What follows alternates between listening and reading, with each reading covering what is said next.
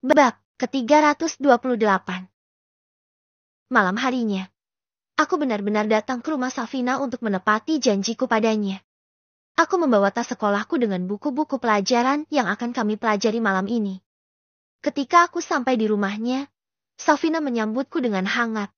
Begitu juga dengan Om Fandi dan Tante Leile. Aku dan Safina dipersilahkan untuk belajar bersama di teras belakang rumah mereka, di mana di sana juga terdapat meja. Aku dan Safina mengeluarkan buku pelajaran kami dan mulai mempelajari materi-materi yang belum kami fahami. Suasana malam terasa senyap, angin malam menghembus dengan lembut. Kami mulai membuka buku dan saling bertanya tentang soal-soal yang belum kami fahami. Safina duduk di sampingku, serius membaca materi yang sedang kami pelajari. Cahaya lampu di teras menerangi meja, memberikan suasana yang nyaman untuk belajar. Bagian ini agak sulit ya, ujarku sambil menunjukkan soal matematika yang cukup rumit. Safina tersenyum kecil. Iya, soal ini memang bikin pusing. Tapi coba kita analisa pelan-pelan, pasti bisa. Kami pun mencoba memecahkan soal tersebut dengan penuh konsentrasi. Kadang-kadang kami tertawa ketika salah menghitung atau keliru memahami konsep. Safina sangat sabar, dan itu membuatku merasa nyaman belajar bersamanya. Kalau belajarnya kayak gini setiap hari, aku kayaknya bakalan gampang ngerti deh, ucapku gombal. Dih, gombal. Jelek. Kamu gak cocok gombal kayak gitu, balas Safina. Aku tertawa. Istriku ternyata tidak suka jika aku gombal. Katanya tak cocok. Tiba-tiba, Tante Leile datang membawa teh hangat dan beberapa camilan. Istirahat sebentar. Kalian jangan sampai terlalu tegang. Belajarnya rileks saja, toh masih banyak waktu untuk belajar, katanya dengan senyum lembut. Makasih, Mah, jawab kami serempak, lalu menikmati teh hangat sambil berbincang ringan. Bentar lagi kan kita ujian ya, harus siapin mental nih, ucapnya sambil memakan kue yang disajikan oleh Tante Leile. Mental plus otak juga. Aku agak malas sih kalau ujian, tapi gak akan naik kelas kalau gak ujian. Bentar lagi kita kelas 12 ya, pasti lebih menyenangkan. Menyenangkan apanya? Yang pasti bakal lebih susah karena materi pelajaran berubah. Hehehe, iya sih. Kami benar-benar melakukannya. Kami duduk berdua sambil memandangi langit yang cerah malam ini. Bintang-bintang dan bulan menggantung di atas sana, menunjukkan keindahan yang seakan-akan mendukung hubungan kami. Rasanya pacaran setelah menikah itu indah ya. Gak ada yang melarang kita berduaan. Gak ada yang melarang bepergian bareng. Bahkan kita seperti diberikan kebebasan untuk bermesraan, ujar Safina dengan masih menatap ke arah langit. Iya, aku juga merasakan hal yang sama. Kamu tahu, itu adalah salah satu alasanku ingin menikahi kamu dan menghalalkan kamu walaupun kita masih sangat muda. Aku pengen bisa bebas menyentuh kamu, bisa bebas berduaan sama kamu, dan bebas membawa kamu kemanapun aku pergi. Kalau kita belum punya hubungan yang sah, udah pasti aku nggak bisa mendekati kamu, apalagi sampai sentuh-sentuh kamu, ungkapku secara jujur. Ya, memang itulah salah satu alasan terbesarku menikahinya cepat. Bersentuhan, berduaan dengannya seolah terhalangi tembok tinggi ketika kami belum menikah. Safina menoleh dan menatapku. Memangnya sejak kapan kamu suka aku? Kenapa pengen bebas bersentuhan sama aku? Jangan tanya kapan aku suka sama kamu. Aku juga nggak tahu sejak kapan. Tapi yang pasti, sejak Riko bilang dia suka sama kamu, aku ngerasa nggak nyaman dan cemburu. Saat itu aku baru sadar kalau aku menyukai kamu. Tapi nggak tahu awal aku suka itu dari kapan. Mungkin aja sejak dulu cuma nggak pernah menyadarinya. Kamu nggak pengen tanya ke aku. Sejak kapan aku suka kamu? Dia balik bertanya. Aku menatapnya. Dia tersenyum seakan ingin aku bertanya. Ya, aku pengen tanya juga. Sejak kapan kamu suka aku? Aku akhirnya bertanya. Aku suka kamu sejak kita masih SD. Perasaan aku waktu itu cuma suka penuh sebagai sepupu sekaligus teman. Aku nggak percaya diri buat nunjukin rasa suka aku ke kamu lebih dari itu. Soalnya yang aku tahu, kamu itu orangnya nggak gampang suka sama cewek. Apalagi cewek kayak aku yang berpenampilan pun tertutup. Nggak menarik sama sekali. Kamu kira aku suka dengan perempuan yang penampilannya terbuka. Aku justru menyukai perempuan yang penampilannya seperti ini. Rambut dan tubuhnya ditutup serapi mungkin. Gak ada cowok yang bisa lihat. Makanya, aku senang waktu kamu membuka jilbab dan memperlihatkan rambut kamu ke aku. Rasanya aku kayak baru buka hadiah ulang tahun yang berharga. Safina tersipu malu. Dia senyum-senyum dengan pipi merona. Aku ikut tersenyum melihatnya. Rasanya seperti menemukan bagian dari diriku sendiri yang telah lama tersembunyi. Kamu tahu, ujarku sambil menatapnya lembut. Perasaan seperti ini, rasanya susah dijelaskan dengan kata-kata. Selama ini mungkin aku nggak sadar seberapa besar rasa suka ini. Tapi sekarang, setelah menikah dan bisa berada di samping kamu setiap hari, aku benar-benar merasa lengkap.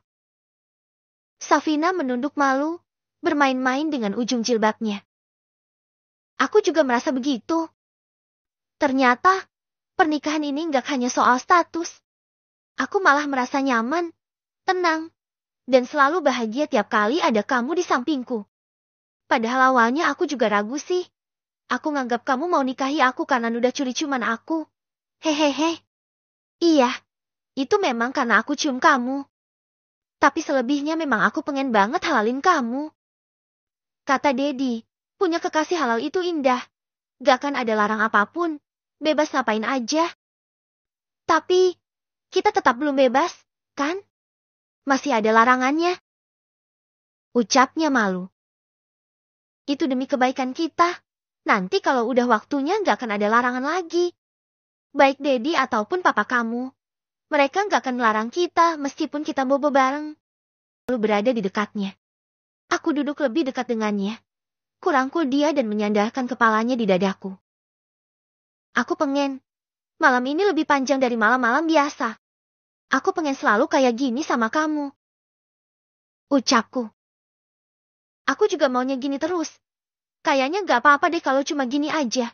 Orang tua kita gak akan melarang. Ya, gak akan. Cuma aku kadang takut lupa diri aja. Takut ngelakuin sesuatu yang berlebihan sampai keluar batas. Aku sendiri menyadari bahwa aku tidak cukup kuat menahan diri saat berduaan dengannya. Maka dari itu aku harus selalu berusaha menahan diriku. Dengan ragu-ragu aku bertanya. Kira-kira, aku boleh gak yang nginep di sini? Safina menatapku. Aku tahu dia juga bingung menjawab apa. Sudah jelas tak boleh. Tapi masih saja aku bertanya. Kamu tanya aja sama papa. Siapa tahu boleh. Jawabnya. Ah, enggak. Nanti malah ngamuk ke aku. Bisa repot deh. Tolakku. Belum dicoba udah nyerah aja. Harusnya dicoba dulu. Kan? Bisa jadi papa sama mama ngebolehin kamu nginep. Udah pasti gak boleh. Aku gak mau macem-macem. Takut sama papa kamu. Gitu. Terus, kamu gak mau coba nginep di sini? Tanyanya. Bukan gak mau. Tapi gak mau dapat masalah. Gimana kalau nanti aku gak dibolehin lagi main ke sini? Gara-gara aku nginep. Safina mendengus. Dia bangkit dan meninggalkan aku sendirian. Kenapa? Apa dia marah? Ah, lalu aku harus apa? Aku belum ingin beranjak. Aku masih ingin di sini, menunggu Safina mengusirku. Selama dia tak mengusirku, aku tak akan pergi. Hehehe. Tak lama kemudian, Safina datang kembali. Namun, dia datang bersama ayahnya. Langsung saja aku berdiri karena terkejut. Jangan-jangan, Safina mengatakan tentang pembahasan kami tadi. Dan Om Fandi akan memarahiku. Aku menelan saliva kasar. Gugup sekali, aku terpaksa senyum. Sambil melirik Safina yang menahan tawanya melihatku gugup. Kata Safina, kamu mau menginap di sini, ya? Tanya Om Fandi. Nenek Graham enggak. Pak. Aku berbohong. Kenapa harus bohong? Kamu kira papa bakalan marah kalau kamu menginap? Aku garuk-garuk kepala tak gatal. Kalau kamu mau menginap di sini, boleh-boleh aja kok. Tapi... Aku menyimak dengan rasa penasaran, menunggu lanjutan kalimatnya. Tapi kamu tidurnya di kamar tamu, ya?